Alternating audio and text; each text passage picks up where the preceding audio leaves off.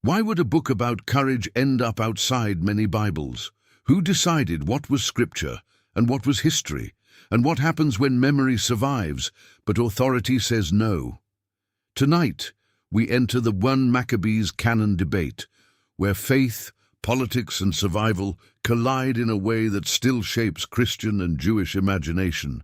The setting is the 2nd century BCE, when Seleucid rulers pressed Judea toward forced cultural change, and the temple itself was reportedly profaned under Antiochus IV. For many families, this was not an abstract theological argument. It was the fear of losing language, worship, and identity in one generation. But here's the thing. 1st Maccabees does not read like mythic fantasy. It reads like a national memory of resistance, strategy, grief, and recovery. Our thesis is simple. This book was preserved as vital witness by many believers, yet questioned as canonical scripture in other communities, because canon was formed through different languages, traditions, and authority lines over time. We will follow 4 threads together: the pressure and temple defilement under Seleucid rule, the uprising of the Maccabean family and Jewish resistance, the rededication remembered in Hanukkah, and the long controversy over why some Bibles included this text while others did not. As we move, keep one question close. When a sacred community remembers God's faithfulness through history, where is the line between inspired scripture and faithful record? Some ancient canon lists, church fathers, and regional traditions disagree on details, and those differences matter. They reveal that canon was not dropped from heaven as a finalized table of contents, but recognized across centuries through worship, teaching, language, and communal discernment. So this is not just a story about a banned book. In many Christian traditions, 1st Maccabees was never treated as forbidden, but as deuterocanonical or edifying history, while other traditions placed it outside the core canon. That distinction can sound technical, yet it touches real spiritual life.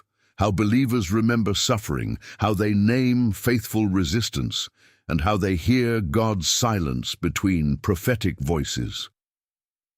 If you have ever wondered whether God is still present in seasons without clear miracles, this story may meet you there. Hold your assumptions gently, test every claim, and stay with me to the end, because what was excluded in one tradition may still illuminate the conscience of the church today. Before anyone argued about canons, councils, or categories, there was pressure you could feel in your bones. Imagine living in Judea in the 2nd century BCE, when imperial policy did not just tax your labor, but reached for your worship, your language, your table, and your children's memory. Sources connected to this era describe decrees that pushed Jewish practice toward Hellenistic norms, with escalating conflict under Antiochus IV Epiphanes. Was this ordinary cultural blending or deliberate spiritual erasure? That tension sits at the center of 1 Maccabees, and it already forces our main dilemma. If a text records a people fighting to keep covenant identity alive, is that merely history or something closer to inspired witness? Some details in ancient retellings vary, and we should handle them carefully, but the broad frame is clear enough to trace. Judea was caught in power struggles between larger empires after Alexander's successors divided territories. Political domination became religious pressure. If your feast days are mocked, your altar disrupted, and your sacred rhythms interrupted, what exactly is under attack? Not only ritual but belonging, not only law but memory. In that kind of night, resistance is not romantic. It is costly, confusing, and often morally complex. Yet 1 Maccabees presents resistance as fidelity under siege, not as a hunt for glory. And that framing will matter when we later ask why some traditions honored this text deeply but still withheld full canonical status. One of the most disputed historical claims around this period concerns the temple profanation and the forms it took. Different sources emphasize different elements. and later communities interpreted the event through distinct theological lenses. Still, within Jewish memory, this is remembered as a moment of desecration and rupture. The temple was not just architecture. It was a living symbol of covenant presence, so when defilement enters that space, the wound is communal and spiritual at once. You can hear the question beating beneath the narrative. If sacred space can be violated, where is God in the silence that follows? Hold that ache, because from that silence the next movement begins, and it is not quiet. Out of this pressure rises a family we remember as the Maccabees, linked to Mattathias and then to his sons, with Judas Maccabeus becoming the most recognized military and symbolic figure. But First Maccabees does not portray an effortless uprising. It reads like incremental resistance that grows through risk, setback, strategy, and sacrifice. Small actions become organized response. Local courage turns into coordinated revolt. At each step, the narrative asks whether survival demands compromise, confrontation, or both. Could a people keep covenant and still fight with steel? Could they preserve holiness while moving through blood and grief? These are not distant museum questions. They are the kind that haunt every age where power demands spiritual surrender. Notice how the story anchors itself in names, places, and sequence rather than visionary spectacle. Campaigns are linked to regions, alliances, and tactical realities. This grounded style is one reason many readers treat 1 Maccabees as historically valuable even when they disagree about canonical weight. The text does not sound like secret revelation hidden from humanity. It sounds like a community writing down what it endured so forgetting would not finish what oppression started. That distinction is crucial. A book can be non-canonical in one tradition and still be indispensable for understanding how faith communities survived. And if that is true, what do we do with spiritual authority that is formative but contested? The revolt itself also exposes an uncomfortable moral contrast. Empire speaks the language of order while practicing coercion. Resistance speaks the language of purity while employing force. Which side gets to define legitimacy? In later reception, readers have alternately praised the Maccabean movement as faithful defense and criticized aspects of Hasmonean consolidation that followed. The text gives enough texture to support real debate, which again pushes us back to our central thesis. This is not forbidden lore dug from shadows. It is historical memory with theological charge, and communities have weighed that charge differently. Before we enter canon disputes directly, we need to see the moment where memory turns into liturgy. That moment has a name you already know. Hanukkah is commonly linked to the rededication of the temple after the revolt, traditionally associated with the 25th of Kislev. In First Maccabees, the emphasis rests on purification, restoration of worship, and communal rejoicing over renewed altar service. Later Jewish tradition also preserves the oil miracle in rabbinic sources composed after the Maccabean period. That timeline matters. It does not weaken the feast. It clarifies how memory develops through layered testimony. One layer highlights military and cultic restoration. Another highlights providential sign. Both ask the same deeper question. When desecration seems final, can holy time be rebuilt? Here is where documentary caution and pastoral sensitivity can actually cooperate. We can distinguish early textual witness from later interpretive tradition without dismissing either. We can say this detail appears in one corpus, that motif emerges in another, and we can still honor the spiritual pulse running through both. Hanukkah becomes more than an ancient commemoration. It becomes a grammar of resilience. Light is not denial of darkness. Light is disciplined defiance inside darkness. For believers who endure long seasons without dramatic miracles, that pattern is familiar. You keep praying, keep remembering, keep rebuilding worship when your heart feels like rubble. But if this feast carries such depth, why does the book that records its earliest framework stand in different places across Christian Bibles?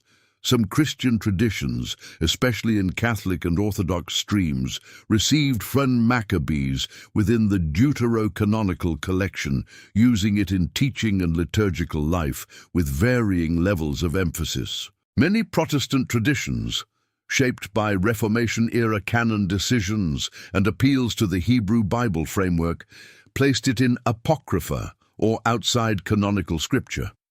The language can sound accusatory if we are careless, as if one side preserved truth and the other suppressed it. That is usually too simplistic.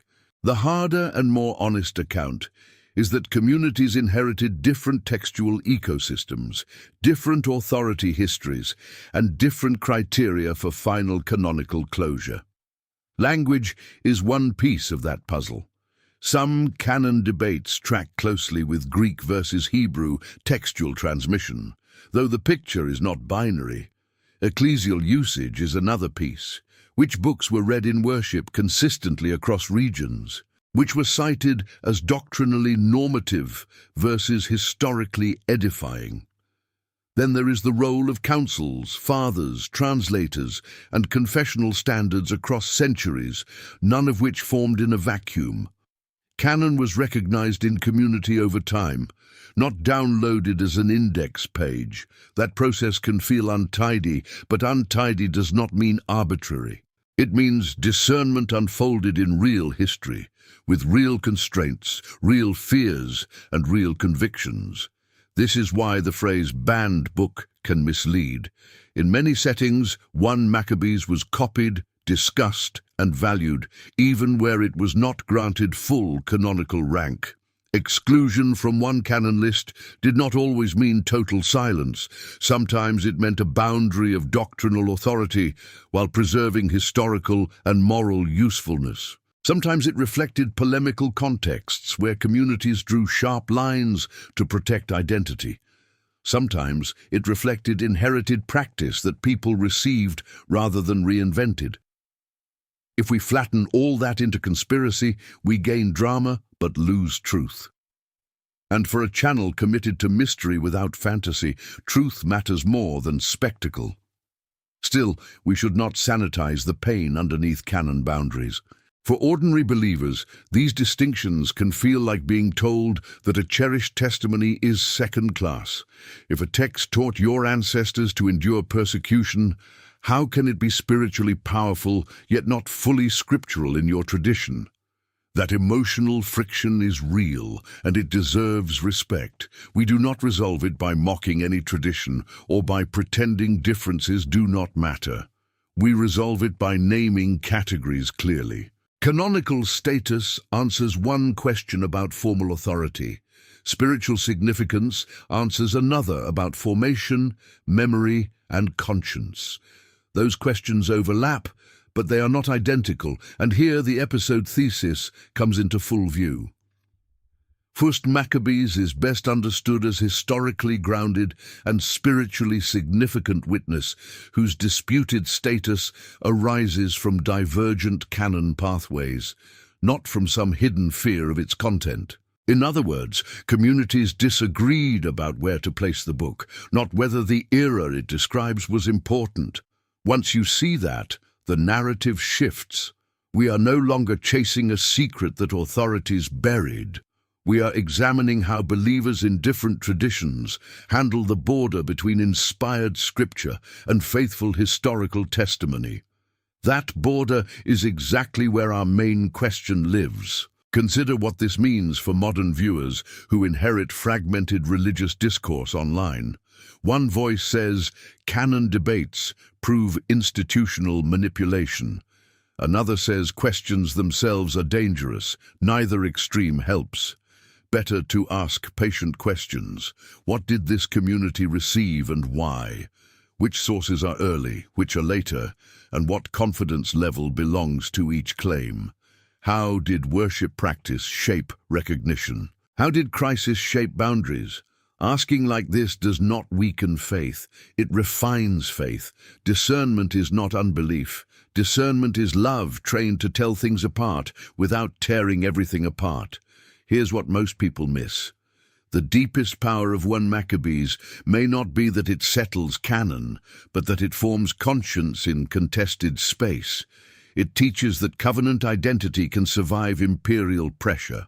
It teaches that memory can resist erasure. It teaches that restoring worship after desecration is itself an act of hope. Even if your tradition does not place the book in the core canon, its witness can still expose our generation's idols. What do we trade to feel safe? What sacred practices do we quietly surrender to fit dominant culture? At what point does adaptation become amnesia? A medium pastoral word belongs here, brief but honest. If your faith feels muted because heaven seems quiet, do not confuse silence with absence. The people behind this text walked through years where obedience looked ordinary, costly, and uncelebrated.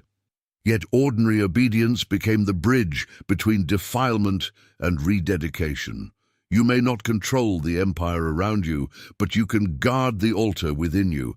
And if that sounds too poetic, test it against lived history.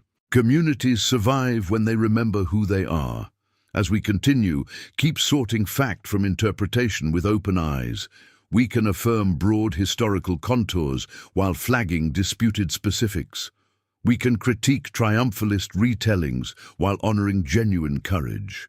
We can admit that later political developments in the Hasmonean line raise fresh ethical questions without erasing the urgency of the original resistance. Mature reading refuses both naive glorification and cynical dismissal.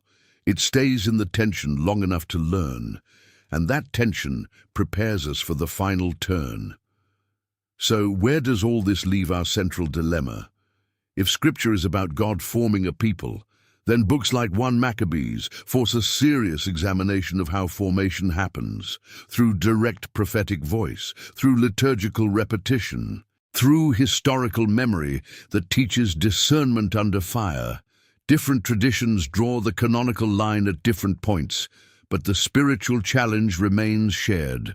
Will we remember faithfully when pressure rises? Will we rebuild worship when sacred rhythms are broken? Will we recognize that authority and memory can conflict without either becoming meaningless? By now, the claim should be clear. 1 Maccabees is neither disposable appendix nor secret gospel. It is a consequential witness from a violent threshold in Jewish history that later Christians received differently through their own canon histories. That difference deserves precision, not panic. It invites study, not slogans. And if we read with humility, the book does what important texts do. It interrogates us. It asks whether we want religion that merely survives, or faithfulness that endures and remembers. In the next movement, we step directly into the mechanics of exclusion and reception, tracing how translation traditions, ecclesial authority, and confessional identity turned one shared historical memory into multiple canonical outcomes. And once you see that map, the word banned will never sound simple again. So, where do we land after all this? Not in a conspiracy, and not in a dismissal. We land in a harder place, but a truer one. First takeaway, Fuz. Maccabees emerged from real historical trauma, where Seleucid pressure and temple defilement were remembered as existential threats to covenant life, even as specific reconstructions in ancient sources can differ on details. Second takeaway, the Maccabean Revolt and the rededication remembered through Hanukkah show that this text carries moral and spiritual weight for communities learning how to survive cultural erasure. Third takeaway, the canon divide was shaped less by fear of forbidden knowledge and more by different language streams, church authorities, reception histories, and confessional boundaries over centuries. That brings us back to the central question we have been carrying. If a book can shape conscience, preserve memory, and teach endurance under silence, does it require full canonical status to be spiritually consequential? Different traditions answer that in different ways, and the disagreement is not trivial. But disagreement does not erase significance. A text can be non-canonical in one community and still illuminate the cost of faithfulness when public life demands compromise. It can stand outside some canon lists while standing inside the lived memory of worship, resistance, and return. And maybe that is why this debate still unsettles people, because it is never only about ancient catalogues. It is about authority, trust, and the fear of losing what forms us. It is about whether divine faithfulness can be recognized not only in prophetic thunder, but also in disciplined remembrance after desecration.